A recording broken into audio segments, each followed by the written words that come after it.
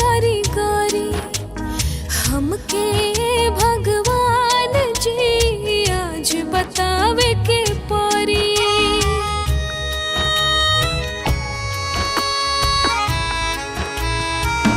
हाँ, रोइले घड़ी घड़ी देखी तोहर कारीगरी हमके भगवान जी आज बतावे के परी। लाख कोशिश कईनी समझी न तोहर किस्सा के।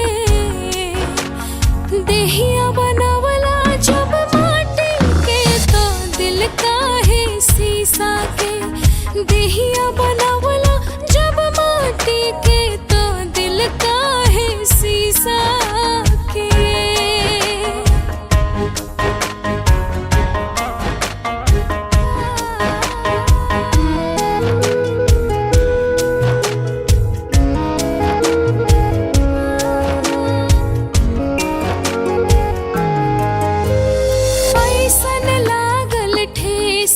होश रहल ना हमरा बस में ऊपर से जुदाई के तड़प उठेला नस नस में।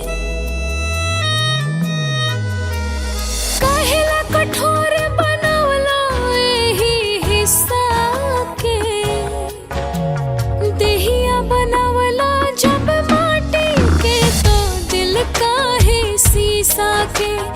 देहिया बनावला जब माटी के तो दिल काहे शीशा के।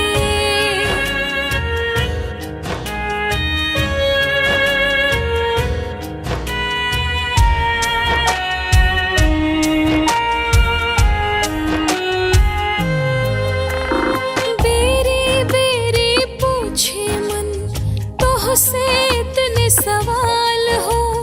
काहे खातिर चलला हमरा संगे